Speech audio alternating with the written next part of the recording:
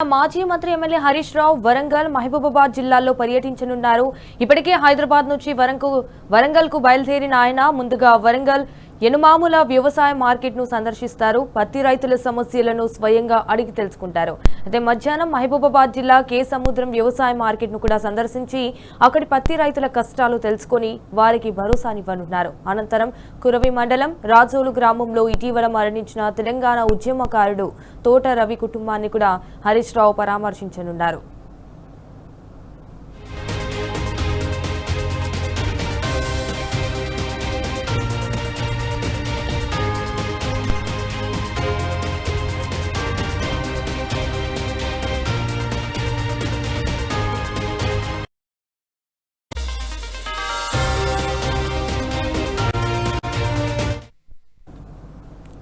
మాజీ మంత్రి ఎమ్మెల్యే హరీష్ రావు వరంగల్ మహబూబాబాద్ జిల్లాల్లో పర్యటించనున్నారు. రైట్, ఇదే విషయానికి సంబంధించి మరింత సమాచారాన్ని మా ప్రతినిధి వరంగల్ నుంచి రాము లైవ్ ద్వారా అందించడానికి అయితే సిద్ధంగా ఉన్నారు. రైట్ రాము.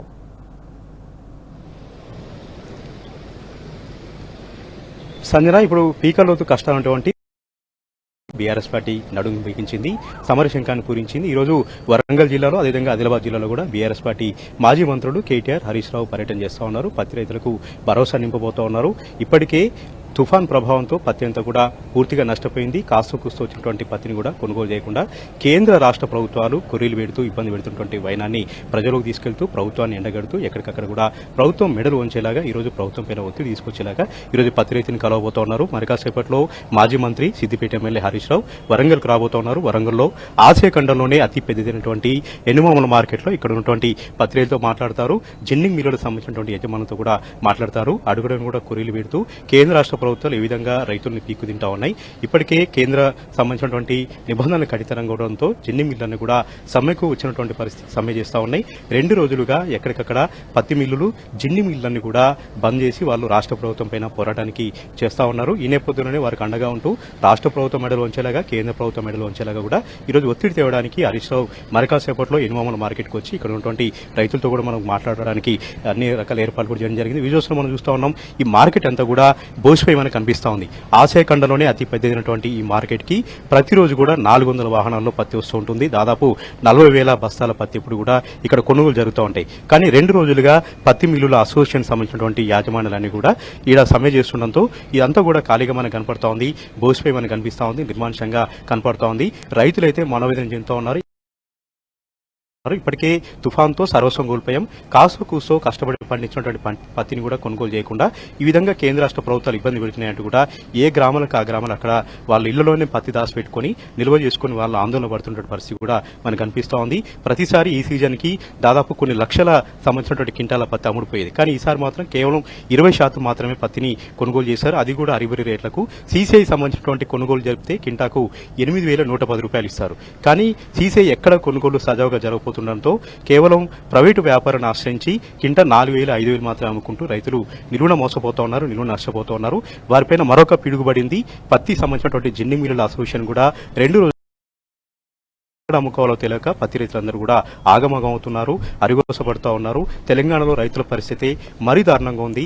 పండించినటువంటి పత్తిని కూడా కొన్ని దిక్కు లేకుండా పోయింది రాష్ట్రంలో. ఈ నేపథ్యంలోనే రైతులకు భరోసా నింపి రైతుల తరఫున పోరాటం చేసేందుకు బీఆర్ఎస్ పార్టీ నడుం బిగించింది. ఇక్కడ మాజీ మంత్రి హరీష్ రావు పర్యటన చేస్తా ఉన్నారు. ఆదిలాబాద్ లో కేటీఆర్ గారు కూడా పర్యటన చేసి పత్తి రైతుల సమస్యలు తీసుకోవడంతో పాటు జిన్నింగ్ మిల్లుల యాజమాన్యాలతో కూడా సమావేశం అవుతారు.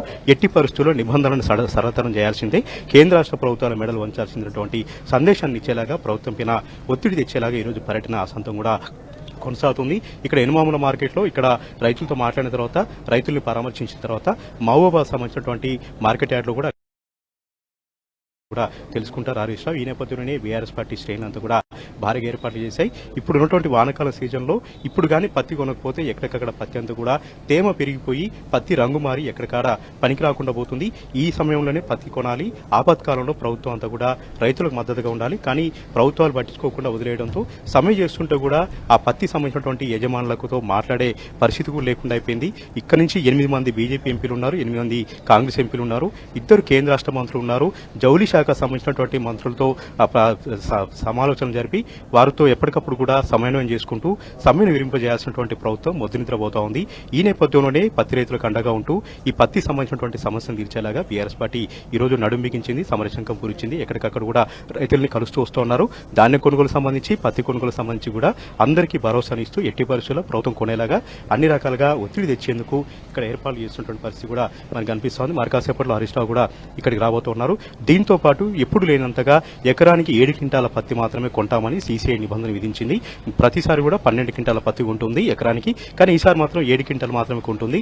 మిగతా పత్తిని ఎక్కడ అమ్ముకోవాలంటూ కూడా రైతులు వాపోతూ ఉన్నారు. కేవలం జిన్ను మిల్లుల మీద నెపం పెట్టి, అవకతవకలు జరుగుతున్నటువంటి నెపం పెట్టి ఈరోజు రైతులను ఇబ్బంది పెట్టే ప్రయత్నం చేస్తూ ఉంది సీసీఐ. ఎట్టి పరిస్థితుల్లో రైతులను ఇబ్బంది వాళ్ళు హెచ్చరిస్తూ ఉన్నారు బీఆర్ఎస్ పార్టీ కార్యకర్తల నాయకులందరూ కూడా.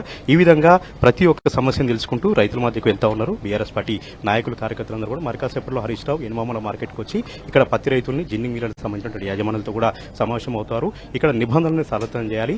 కేసీఆర్ గారు ఉన్నప్పుడు కూడా నిబంధనలు ఉన్నాయి, కానీ ఎక్కడ నిబంధనల్ని సంబంధించినటువంటి రైతులను ఇబ్బంది పెట్టకుండా ప్రతి ఒక్క పత్తిని కూడా కొనటువంటి ప్రయత్నం చేశారు.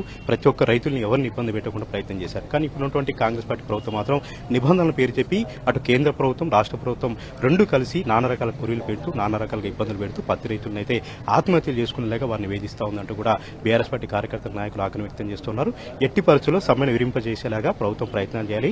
కేంద్ర ప్రభుత్వం కూడా చొరవ తీసుకుని సీసీఐ నిబంధనలు మార్చాలంటూ కూడా వాళ్ళు డిమాండ్ చేస్తున్నారు. వారంలో 2 రోజులు మాత్రమే సీసీఐ కొనుగోలు జరుపుతూ ఉన్నాయి. మిగతా 4 రోజులు కొనుగోలు జరపట్లేదు. మబ్బులు పడితే సీసీఐ కొనుగోలు కేంద్రాలు మూసివేస్తా ఉన్నారు, వానలు పడితే మూసివేస్తా ఉన్నారు. మరి తెంచినటువంటి పత్తి అంతా ఎక్కడ నిల్వ చేయాలంటూ కూడా రైతులు వాపోతా ఉన్నారు. ఇప్పటికే తెంచినటువంటి పత్తిని ఇళ్లలో పెడితే అగ్ని ప్రమాదాలు జరుగుతూ ఉన్నాయి.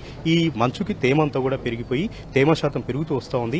తమ పరిస్థితి ఏంటంటూ కూడా వాపోతూ ఉన్నారు. ఈ నేపథ్యంలోనే ప్రభుత్వాలు అండగా నిలవాలి, ప్రభుత్వాలు వారికి మద్దతుగా నిలవాలి. కానీ కేంద్ర ప్రభుత్వాలు, రాష్ట్ర ప్రభుత్వాలు రెండు కూడా నిర్లక్ష్యం చేస్తూ పత్తి రైతుల్ని ఇబ్బందులు గురి చేస్తూ ఉన్నాయి. ఈ నేపథ్యంలోనే బీఆర్ఎస్ పార్టీ నడుమించింది. ఎట్టి పరిస్థితుల్లో పత్తి కొనుగోలు ప్రారంభించాల్సిందే, నిబంధనలను సరళతరం చేయాల్సిందే, సీసీఐ సంబంధించినటువంటి అధికారుల వేధింపులు ఆపాలంటూ కూడా డిమాండ్ చేస్తున్నారు. లేనట్లయితే మరింత ఉద్యమాన్ని నిర్మిస్తాం, పత్తి రైతులతో హైదరాబాద్ ముట్టడిస్తామంటూ కూడా ఇక్కడ ఉన్నటువంటి బీఆర్ఎస్ పార్టీ నాయకులు ఆగ్రహం వ్యక్తం చేస్తూ ఉన్నారు. మరి కాసేపట్లో హరీష్ రావు గారి పర్యటన ప్రారంభం కాబోతుంది. Sanjana. All right, Ramu, thank you for the live updates.